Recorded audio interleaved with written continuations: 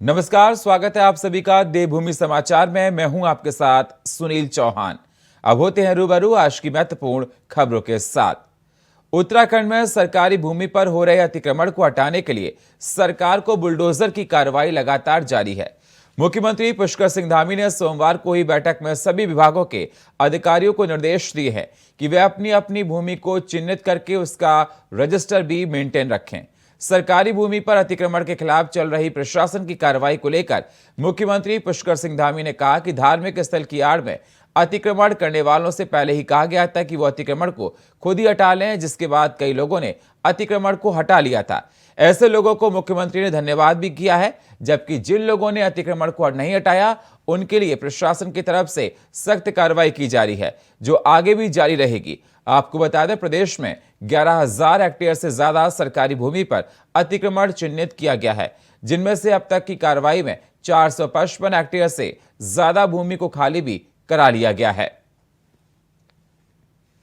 देखिए, तो पहले दिन से हमने कहा है कि अतिक्रमण है, धार्मिक चीजों की आड़ में जो भी अतिक्रमण है या अन्य प्रकार का अतिक्रमण है, वन भूमि पर है, किसी अन्य भूमि पर है, उसको एक हमने शुरू में कहा कि स्वतः ही उसको हटा लें, और जिन्होंने हटा लिया है मैं उनका धन्यवाद करता हूं। और जहां पर नहीं हटा है उसको प्रशासन विधिवत रूप से और वैधानिक रूप से उसको हटाने का काम करे।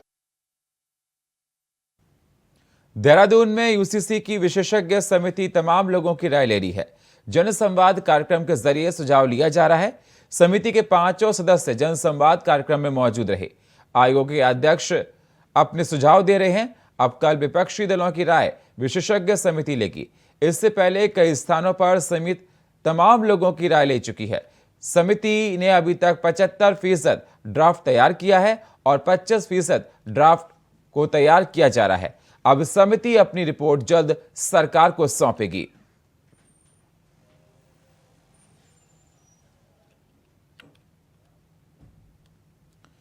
उत्तराखंड में समान नागरिकता संहिता कानून को लागू करने की दिशा में राज्य सरकार तेजी से काम कर रही है। पिछले साल चंपावत उपचुनाव से ठीक पहले मुख्यमंत्री पुष्कर सिंह धामी ने इसके लिए एक 5 सदस्य कमेटी का भी गठन किया था। जस्टिस रंजना देसाई की अध्यक्षता में बनी इस कमेटी में यूसीसी के परीक्षण और क्रियान्वयन की लगभग सभी प्रक्रिया पूरी कर ली गई है, जिसको जून के अंत तक प्रदेश में कानून के रूप में लागू भी कर दिया जाएगा। यूसीसी विशेषज्ञ कमेटी 24 और 25 मई को 2 दिन सभी आयोगों के अध्यक्ष और मुख्य पत्रकारों के साथ संवाद और उनके विचारों को ड्राफ्ट में सम्मिलित करने के लिए बैठक करेगी, जिसके बाद ड्राफ्ट को पूरी तरह से तैयार करके सरकार को सौंप दिया जाएगा। हमारा संकल्प है और हमने उत्तराखंड के अंदर सरकार का जो पहला निर्णय हमारा, ये नई सरकार के गठन होने के बाद जो पहला निर्णय हमने लिया था कि हम यूसीसी के लिए कमेटी का गठन करेंगे, और 1 साल तक कमेटी ने अपना काम पूरा करने की दिशा में काफ़ी बढ़ गए हैं। जून 30 जून तक उन्होंने कहा है कि वो उसकी रिपोर्ट सौंप देंगे। तो मैं ये कहना चाहता हूँ कि ये यूसीसी का जो मॉडल है, ये मॉडल अपने आप में एक सभी के लिए आगे आने वाले समय में मॉडल बनेगा, और उत्तराखंड हम इसको लागू करने की दिशा में आगे बढ़ेंगे। और मैं बार बार कह रहा हूँ कि हमने इसकी शुरुआत की है। हम भारतवर्ष के अन्य राज्यों से भी सभी से अपेक्षा करेंगे कि सभी राज्य इस दिशा में आगे बढ़ें और समान नागरिक संहिता लागू करने के लिए दिशा के लिए कदम उठाएं। उत्तराखंड में समान नागरिक संहिता कानून के लिए मुख्यमंत्री की तरफ से बनाएगी विशेषज्ञ समिति, जहां एक तरफ जनता की राय ले रही है तो वहीं दूसरी तरफ राजनीतिक दलों से ही सुझाव मांगने का काम कर रही है, जिस पर आम आदमी पार्टी ने करारा जवाब दिया है। आम आदमी पार्टी ने विशेषज्ञ समिति से पत्र व्यवहार के माध्यम से कुछ सवाल किए हैं और कहा कि राजनीतिक दलों से सलाह मशवरा मांगने के बजाय पहले उन्हें मसौदा कहने का काम करें, जिससे पार्टी के भीतर इस विषय पर चर्चा हो सके और उसके बाद पार्टी के सदस्य अपना विचार या सुझाव समिति के सामने रखें।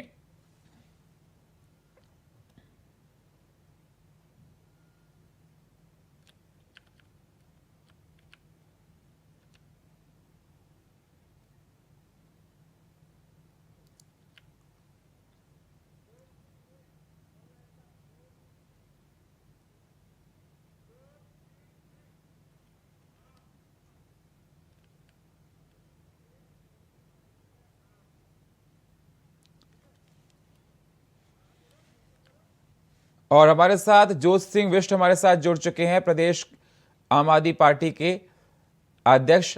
सर, मैं आपसे जानना चाहता हूं कि आम आदमी पार्टी ने विशेषज्ञ समिति से पत्र व्यवहार के माध्यम से सवाल पूछा है कि राजनीतिक दलों से सलाह मशवरा मांगने के बजाय उन्हें पहले मसौदा कहने का काम करें। क्या कुछ और बातें सामने निकल कर आ रही हैं?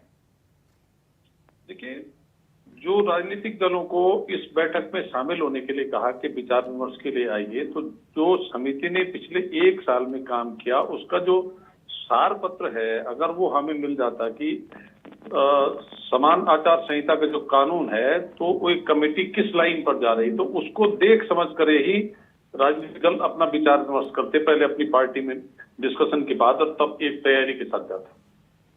हम एक पब्लिक मैन की तरह वहां पर जाकर के कि साहब उनके रजिस्टर पर दस्तखत कर दें, दस्तखत करने के बाद फिर हम जो कहें उस बात को किस रूप में आगे बढ़ाते हैं ये हमको नहीं पता चल पाएगा। जोत सिंह जी, आपको जोत सिंह जी, आम आदमी पार्टी को ऐतराज किस बात का इस पूरे मामले?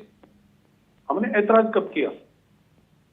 हमने सिंपल इतना कहा, बैठक में आने को हमने मना नहीं किया। हमने कहा कि बैठक में आने से पहले हमको इस विषय पर जो आपका सार पत्र है उसको भेज करके अध्ययन का मौका दीजिए ताकि हम तैयारी के साथ बैठक में आ सकें।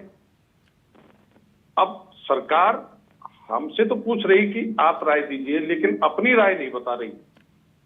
ये कोई छुप करके वो कानून बनना है, ये बड़ा पेचीदा मसला है। कानून बनेगा, पुराने कानून में परिवर्तन होगा। जो हिंदू मैरिज एक्ट है उसके अलावा जो हिंदुओं के लिए वर्तमान व्यवस्था संविधान में जो 8 कानून हैं उनको, जो मुस्लिम पर्सनल लॉ है, जो शरीयत का कानून है उसको, और जो ईसाइयों के लिए कानून है उसको मिला करके एक रूप कानून बनना है ना जी।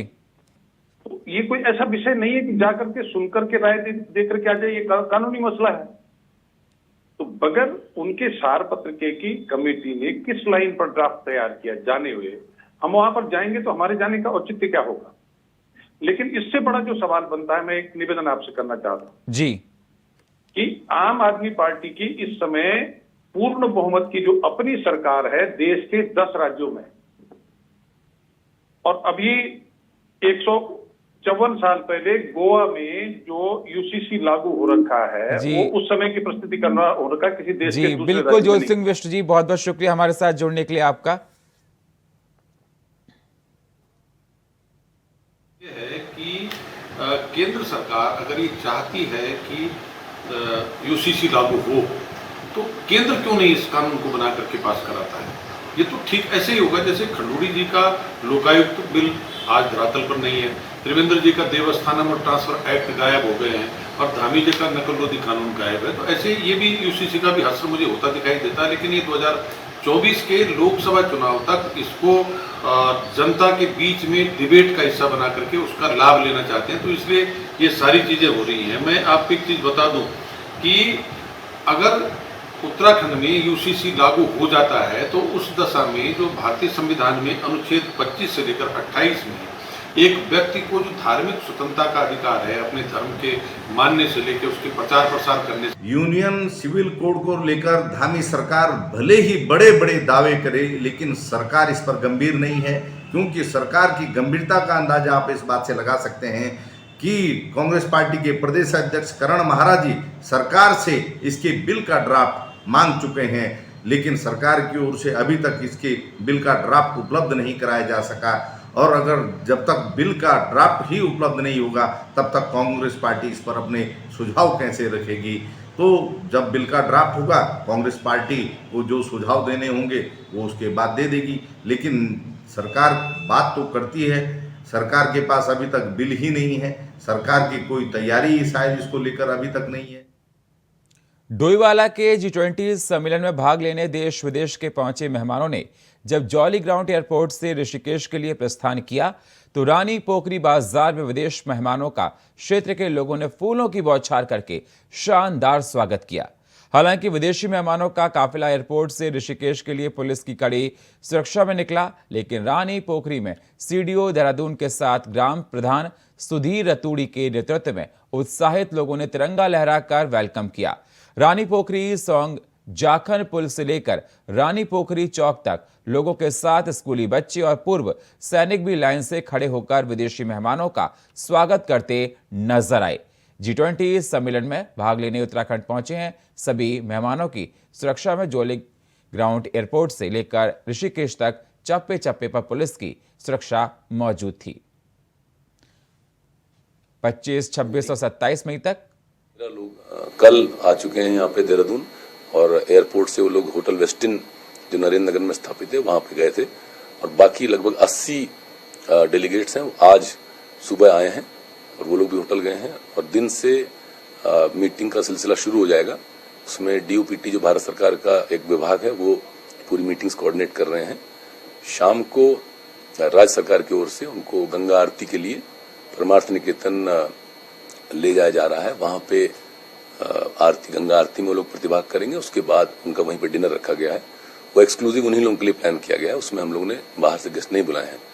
उसके बाद कल इस कॉन्फ्रेंस का फॉर्मल इनॉग्रेशन होगा। माननीय मंत्री भारत सरकार अजय भट्ट जी वो इसको इनॉग्रेट करेंगे सुबह, और उसके बाद प्रोग्राम चालू हो जाएगा।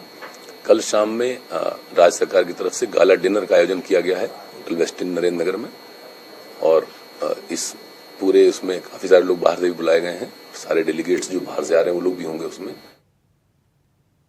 पूर्व मुख्यमंत्री हरीश रावत गांधी पार्क पहुंचे और वसावट बस्तियों को उजाड़े जाने के विरोध में मौन उपवास पर बैठ गए। आपको बता दें, पूर्व CM हरीश रावत देहरादून के तमाम इलाकों में बस्तियां हटाए जाने के मामले का विरोध कर रहे हैं। पूर्व मुख्यमंत्री हरीश रावत के साथ कांग्रेस के तमाम बड़े नेता भी मौजूद हैं।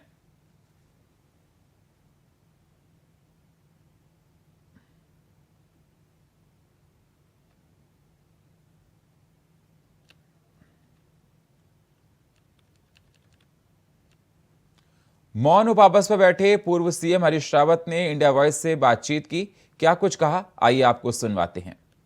हमारे साथ पूर्व CM हरीश रावत जुड़ चुके हैं। बहुत स्वागत है सर आपका इंडिया वॉइस पर। बहुत बहुत धन्यवाद। ये मौन धारण करके आप गांधी पार्क में बैठे हैं, क्या कारण है इसका? देखिए, उपवास और वो भी गांधी, तो वो तो एक बहुत बड़ा शस्त्र है। अंग्रेज हिल गए तो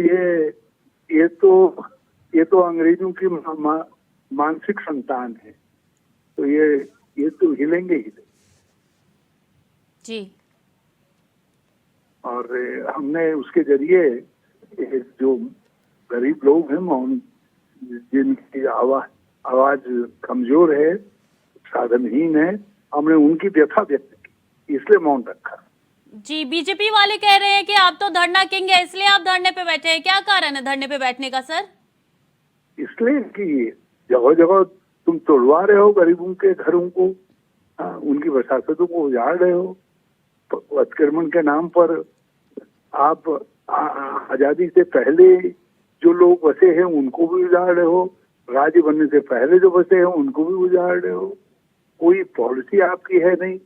आप तो केवल एक पॉलिसी है कि किसी तरीके से हिंदू मुस्लिम, अरे पेट की लड़ाई हिंदू मुस्लिम थोड़ी होती है।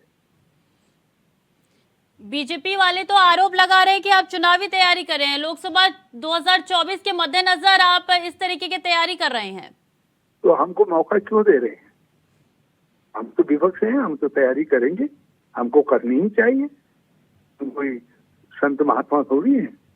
मतलब ये आप कह रहे हैं कि आप 2024 की तैयारी कर रहे हैं, उसमें जुट चुके हैं आप पार्टी को हर पल हर दिन, वो तो हमारा फर्ज है।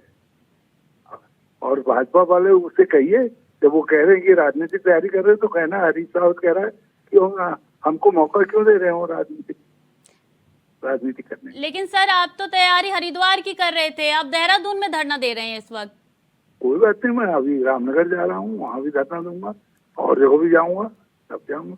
पांचों जहाँ अन्याय होगा वहाँ हम गांधी के दिए हुए अस्त्र से लड़ेंगे। तो इसका मतलब है कि आप हरिद्वार से चुनाव पक्का लड़ेंगे। इंडिया वॉइस के दर्शक जानना चाह रहे हैं आपसे सर।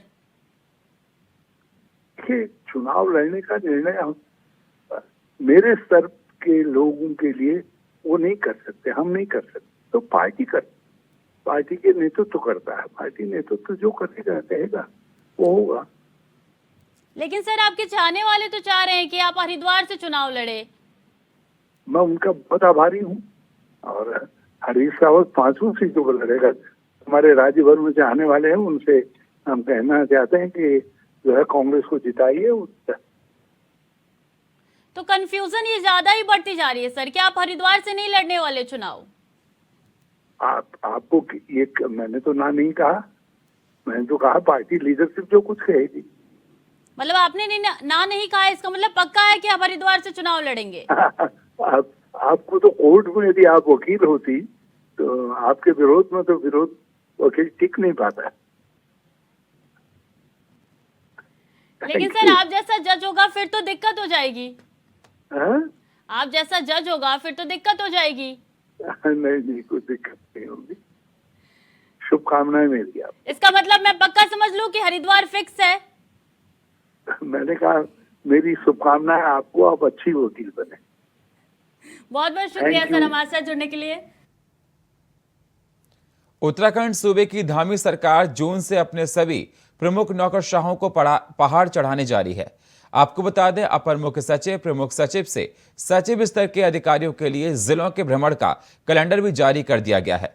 भ्रमण के कैलेंडर के हिसाब से अधिकारी साल भर में हर 15 दिन में जिलों का भ्रमण करेंगे। भ्रमण के दौरान उन्हें किसी दूरस्थ गांव में रात्रि विश्राम भी करना होगा। साथ ही अपर मुख्य सचिव राधा रतूड़ी और आनंद वर्धन देहरादून, ऊधम सिंह नगर और हरिद्वार का तिमाही आधार पर भ्रमण करेंगे। माननीय मुख्यमंत्री जी, आप सचिवों को पहाड़ चढ़ाइए, आप उप सचिवों को पहाड़ चढ़ाइए, आप प्रिंसिपल सेक्रेटरीज को पहाड़ चढ़ाइए, लेकिन खुद भी सोचिए कि आज से पहले आप ही के पिछली सरकार में गैरसैंण को ग्रीष्मकालीन राजधानी बनाने की बात आप लोगों ने की थी, वो कितना पहाड़ चढ़ा, वो मामला कितना पहाड़ चढ़ा है, पहले उस बात को सोच लीजिए। और बाकी स्वागत है, प्रशासनिक सुधारों की दिशा में किए गए जो भी कदम होंगे कांग्रेस पार्टी उनका समर्थन करेगी। कांग्रेस के पूर्व प्रदेश अध्यक्ष गणेश गोदियाल ने एक बार फिर स्वास्थ्य मंत्री धन सिंह रावत पर गंभीर सवाल खड़े करते हुए कहा कि स्वास्थ्य विभाग के संयुक्त निदेशक स्टोर के पद पर 15 दिनों में ही अधिकारी की वापसी हो जाना बताता है कि स्वास्थ्य मंत्री धन सिंह रावत ने कोई एग्रीमेंट साइन किया है जिससे संबंधित अधिकारी को 15 दिन पहले तबादला कर दिया जाता है और महज 15 दिन बाद ही उसी स्थान पर तैनाती दी जाती है जहां से उसे हटाया गया था। गणेश गोदियाल ने स्वास्थ्य मंत्री धन सिंह रावत पर आरोप लगाते हुए कहा कि धन सिंह रावत बिना किसी स्वार्थ के कोई काम नहीं करते। पहले 15 दिन पहले हटाया, उनकी इच्छाओं की पूर्ति नहीं हो रही होगी और अब 15 दिन बाद आप ही बता रहे, मेरी जानकारी में नहीं है कि अब फिर 15 दिन बाद वहां रख दिया है, तो अब एग्रीमेंट तय हो गया होगा, साइन हो गया होगा एग्रीमेंट। पहले 15 दिन पहले हटाया, उनकी इच्छाओं की पूर्ति नहीं हो रही होगी और अब 15 दिन बाद आप ही बता रहे, मेरी जानकारी में नहीं है कि अब फिर 15 दिन बाद वहां रख दिया है, तो अब एग्रीमेंट तय हो गया होगा, साइन हो गया होगा एग्रीमेंट। पहले 15 दिन पहले हटाया। उत्तराखंड में समान नागरिक संहिता कानून के लिए मुख्यमंत्री की तरफ से बनाई गई विशेषज्ञ समिति ने देहरादून में कई आयोग के अध्यक्षों से रायशुमारी करने के बाद आम जनता के भी सुझाव लिए, जिसमें जनता ने अपने अधिकारियों के संरक्षण को लेकर विशेषज्ञ समिति के सामने कई सुझाव दिए। समिति के अध्यक्ष पूर्व न्यायाधीश जस्टिस रंजना देसाई ने कहा कि आम जनता के सुझावों में अधिकतर सुझाव महिलाओं के अधिकारों की रक्षा करने से जुड़े हुए हैं, जिस पर कमेटी आम जनता के सुझावों का ध्यान रखेगी। के जो राइट्स हैं उनको समानता मिले, वो हमारा भी फोकस है, लेडीज़ और चिल्ड्रन हमारा फोकस है, तो वो उसको आज बहुत सपोर्ट मिला। हर एक ने यही कहा कि इक्वल राइट्स होने चाहिए प्रॉपर्टी में, सब जगह लेडीज़ और मेन ऑन इक्वल फुटिंग होना चाहिए, तो उस हिसाब से ये समान नागरिक संहिता लागू होनी चाहिए, बस इसमें महिलाओं को ज़्यादा अधिकार है, क्योंकि मातृशक्ति उत्तराखंड देवभूमि को राज्य दिलाने वाली भी मातृशक्तियाँ ही रही हैं, सबसे अग्रज रही हैं, और हमारी धार्मिक मान्यताओं, हमारी जो अनुष्ठानिक मान्यताएं हैं, इनको मद्देनज़र रखते हुए ज़्यादा से ज़्यादा दिए जाए। और बस यही चाहता हूँ कि विशेषज्ञ समिति इस तरह से इस कानून को बनाए जो हर किसी को संतोष कर सके। देखिए, सबसे पहली बात तो ये है कि आज तक इन्होंने 1 साल के अंदर कोई हमारे सामने ड्राफ्ट रेगुलेशन नहीं लेकर आया। जब तक हमें ये पता नहीं लगता है कि क्या चीज़ करना चाहते हैं, क्या चेंजेस करना चाहते हैं खासकर पर्सनल लॉ से, तो तब तक हम क्या सजेशन दें। हमने अपने अंदाजों से कि क्या हो सकता है क्या नहीं हो सकता, कुछ ऑब्जेक्शन सजेशंस सबसे ज़्यादा सबसे पहले दिन से दे रहे हैं। अब इसके बाद इनका रिस्पॉन्स आना चाहिए कि भाई क्या चीज़ इनको पसंद है, क्या चीज़ इसमें करना चाहते हैं। तो बहुत सारे सजेशंस हमने दे रखे हैं लोगों को, मगर आज तक अनफॉर्चुनेटली कभी नहीं बताया कि हम करना क्या चाहते हैं। देखिए, सबसे पहली अगली खबर लक्सर से है। लक्सर के भिकमपुर पुलिस चौकी क्षेत्र में खनन से लदी ट्रैक्टर ट्रॉली की चपेट में आकर 2 लोगों की मौत हो गई, जिसके बाद से पुलिस प्रशासन में हड़कंप मचा हुआ है। एसएसपी अजय सिंह ने इस मामले में बड़ी कार्रवाई करते हुए लक्सर की भिकमपुर पुलिस चौकी के तमाम पुलिस कर्मचारियों को लाइन हाजिर कर दिया है। आपको बता दें, हादसे के बाद से पूरे क्षेत्र में अवैध खनन को लेकर ग्रामीणों में भारी आक्रोश था और मामले में पुलिस चौकी के पुलिसकर्मी पर भी उंगली उठाई जा रही है।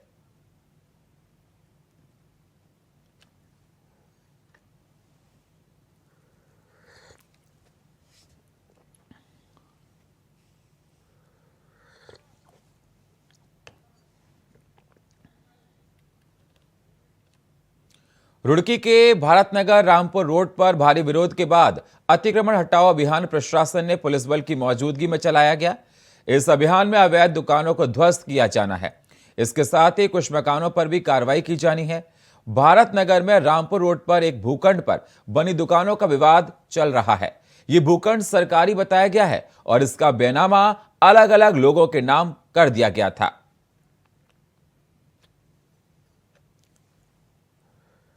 भूमि पर से अतिक्रमण हटाए जाने की जो कार्रवाई लगातार चल रही है, उसी क्रम में नगर निगम की भूमि पर से ये अवैध अतिक्रमण जो हटाया जा रहा है, इसके लिए जो भी आवश्यक पुलिस बल शांति व्यवस्था बनाए रखने के लिए आवश्यक है वो लगाया गया है। मौके पर शांति व्यवस्था कायम है, एहतियातन पुलिस बल तैनात है। देहरादून के प्रसिद्ध कॉलेज ग्राफिक एरा के नाम और फोटो को इस्तेमाल कर फर्जी वेबसाइट बनाई गई और उसमें अश्लील वीडियो अपलोड किए गए। आपको बता दें, इसमें कॉलेज के कुछ लोगों का नाम इस्तेमाल भी किया गया है। जब इसकी जानकारी कॉलेज प्रबंधन को हुई तो अज्ञात के विरुद्ध क्लैटमैन टाउन थाने में मुकदमा दर्ज कराया गया। तहरीर के अनुसार ग्राफिक एरा के कूट रचित दस्तावेजों के जरिए कॉलेज का नाम और फोटो का कुछ असामाजिक तत्व ने उपयोग किया। और फिलहाल देवभूमि समाचार में इतना ही। बाकी खबरों के लिए आप बने रहिए इंडिया वॉइस के साथ। तब तक के लिए नमस्कार।